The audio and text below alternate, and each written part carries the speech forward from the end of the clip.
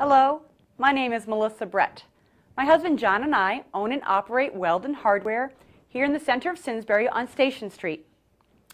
I would like to share with you the topic of ice melter. Now generally, all ice melters work in the same way. They lower the freezing point of ice or snow and turn the mixture into a liquid or semi-liquid slush. Solid chemical salts bore through the ice or snow and form a strong brine solution. This brine spreads under the ice or hard-packed snow and undercuts, breaking the bond to the surface. Once loose, the ice or snow is easily removed by a shovel or ice chopper. But people don't know that you can apply the material in anticipation of ice or snow. This can prevent the bond to the surface and melts the snow or ice as it comes in contact with the brine. Though common ice melt materials work in the same way, they vary widely in performance. They can vary in many factors: speed, quantity of material required, and duration of the melting action. Environmental considerations are also important. Now, there are many different types of ice melt out on the market today. There are over 100 different brands. And unless you are a chemistry major, it can be very confusing. The list of materials in common, though, is much shorter, and many brands use a mixture of these materials. I'm going to give you a quick breakdown of the most common materials used in ice melter, as well as their effective working temperature range. This range is how effective within about 15 minutes of applying the material.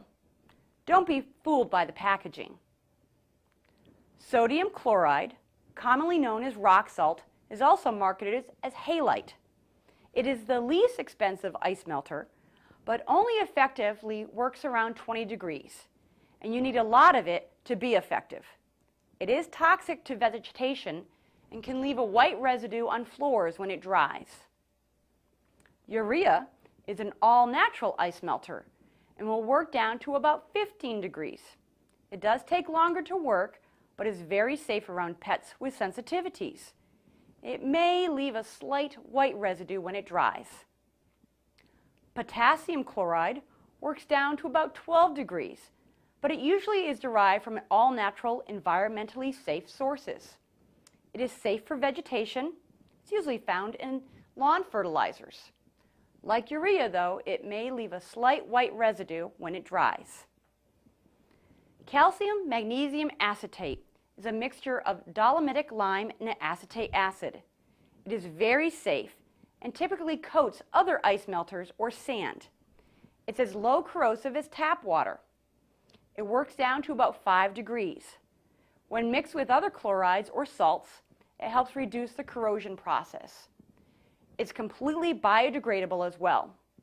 Now, for most users, it will be found on a coating of the other ice melter materials, but highway departments typically use it as a liquid. Magnesium chloride is considered one of the best ice melters as it is less corrosive, less toxic, as well as less irritating to the skin and safe on vegetation. It's effective down to about 5 degrees, but it may become diluted with the melting ice, and the melting process slows down and then becomes less effective. The product usually contains 30 to 40% water. It leaves no residue as well. Calcium chloride is the fastest and coldest effective working ice melter, down to minus 25 degrees. There are 2 forms of calcium chloride that it usually comes in: pellet and flake. Pellet works on average 4 to 8 times faster than the other materials I mentioned. Calcium flake can work up to 25 times faster.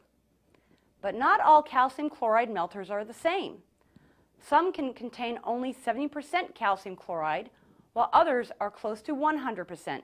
Thus, you need much less of the product to be more effective, and it lasts longer on the ground melting the ice. Calcium chloride is considered hygroscopic, drawing moisture from the air and creating heat to accelerate the melting process. It's very safe around vegetation. But be warned, because it draws moisture from whatever it touches, it will dry out and damage your skin, as well as suede and leather, gloves, shoes, purses, car seats. And keep calcium chloride stored in an airtight container. as it will continually draw moisture from the air. As I mentioned before, there are many products that have a combination of several of these materials to balance their effectiveness and cost. Many manufacturers also tint their ice melter product so you can see how much you're putting down, thus not wasting the product and your money by over-applying it. If you need help choosing the right product for your needs, please don't hesitate to ask us. We will gladly walk you through all the options. If you have a question or topic that you would like featured on this segment, let us know.